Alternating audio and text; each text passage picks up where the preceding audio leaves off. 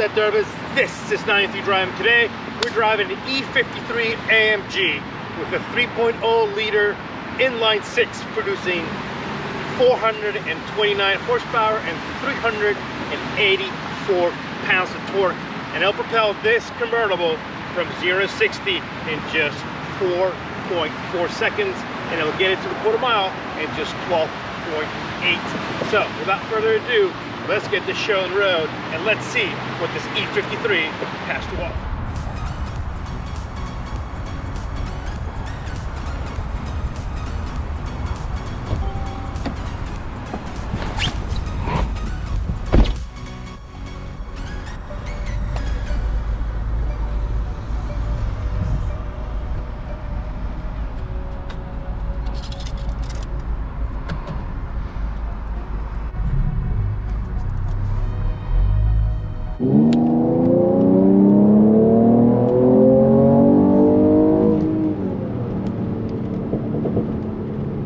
Here we go. We're driving the Mercedes E53 AMG. It's a cloudy day here in the Washington D.C. area, so thank goodness, because the temperature's been extremely, utterly, brutally hot.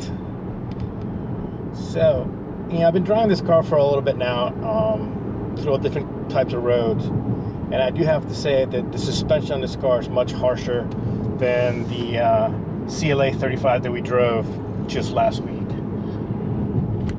I'm curious to see how it'll do on our twisty road, because this is a heavy car. It does weigh a little bit over 4,600 pounds due to the retractable top. You can't hide that weight. I mean, it is quick, as the numbers say, 0 to 60 in 4.4 seconds and the quarter mile in 12.8. One of the things that at the intro, we talked about the amount of horsepower and the amount of torque. Horsepower being 429 and torque being uppers of the 300s. The one thing that I didn't mention is this car also does have an electric motor, and it's connected to the crankshaft, and it produces 21 horsepower and 184 pounds of torque. And the reason why it's there, one thing, it's extremely complicated to join both families together, but in this case it's done it smoothly. They've done a perfect job with it, and it's made it to a 9-speed transmission. But what I'm getting at is that since this car is a turbo, and just like we discussed last time in the last video with the CLA 35, the issue with that small hint of turbo lag, with this small electric motor that this car has, it pretty much washes away that lag. So you have absolutely power right off the bat until the turbo boosts in. Once the turbo boosts in, then the electric motor shuts itself off. So in that regard, now that we're going to smaller engines, it makes a lot of sense. So with that being said, just cruising at cruising speed at 1,500 RPM, and you just drop the hammer,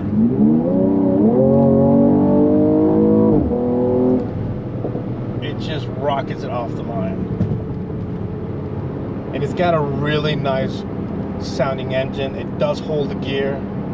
So I'm curious to see how it does from a standstill and how it'll do in our curvy road. So let's go find out. From a standstill, all the beans.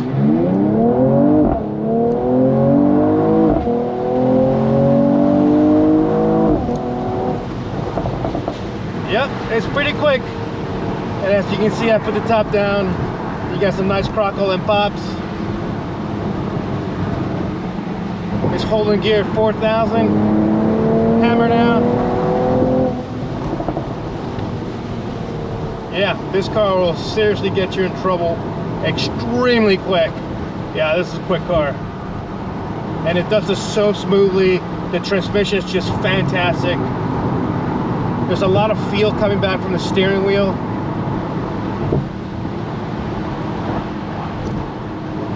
Yeah, I think that those numbers of 0 to 60 might be a little off. I think it's a little quicker than, but Mercedes always does that. They're a little more conservative, but you can still hear that little engine, the engine, yeah. Yeah, it's almost intoxicating. All right, let's take it down to our favorite road and see what she's like. All right, here we go on our favorite curvy road. 9 and 3 driving. We got in Sports Plus. You gotta remember, this is a very heavy car. It weighs over 4,600 pounds, so we're not gonna push it that hard. Yeah, steering is right there, precise. This guy's nice Alcantara, the 9 and 3.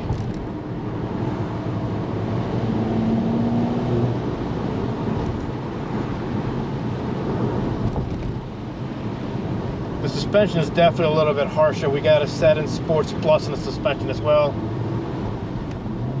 Brakes, you know, same thing that we did with the CLA 35. They're there and they're strong, but there's no feedback. I think the exhaust could be a little bit louder. It's not as tuned as loud as the last AMG we tested. All right, here we go. We're going to be coming up the hill. For a car that weighs this much, it handles pretty well. Upturn. Let's not forget this all-wheel drive.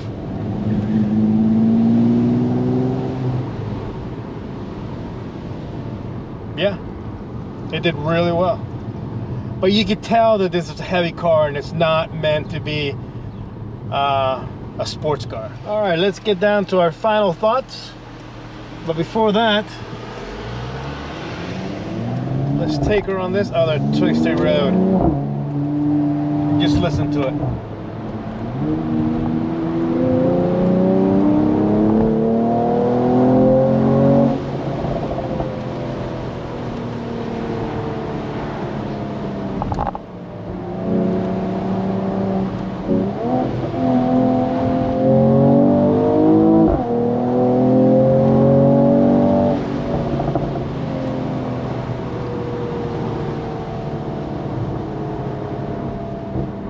She handles pretty good for being a big heavy boat.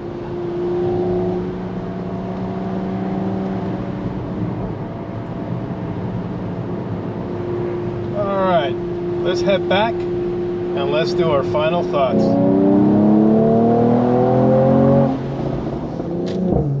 All right, here we go. My final thoughts on the E53. You know, this car was extremely expensive when it was brand new, at a price point of close to 100, about 97 and change, brand new. It had every single option available at the time. If you notice, I put the top up so you guys could hear me a little bit better. And now with just a little over 10,000 miles at $87,000. But you gotta admit, this car is extremely luxurious. It's kind of like the mini S560 that we drove not too long ago, but this obviously has that performance, and it's got that technology that I mentioned earlier in the intro with the electric motor. It helps with that turbo lag. But other than that, I mean, this car is extremely luxurious. You can the color, the ambient lighting here, you have about 64 settings that you can pick. That's a lot of colors. Material wise, fantastic. Leather everywhere. Quality wise is way above the last one that we drove last week, the CLA 35. But as expected, at the price point it's expected. The Alcantara feels fantastic at the 9 and 3. The top works perfectly well. When the top is down, the windows are up, and you have all the vent in the back and the shield in the front.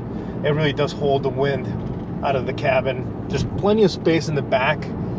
It's a much roomier car than the one we tested last time, believe it or not, even though it's only a 2-seater. But it's got very long doors. But other than that, I mean, it just performed exactly what I thought it would be. I mean, it's a big, heavy car, so around the twisties, yeah, I didn't like it as much, but it did pretty well. But you got to remember, you got that top, retractable top, the motor for that. You got the all-wheel drive system that helps get this car off the line, and you know, it's basically you can use it all year round. Gauges are absolutely fantastic. The whole display is about a little over 12.5 inches on both displays, so it's absolutely huge, massive.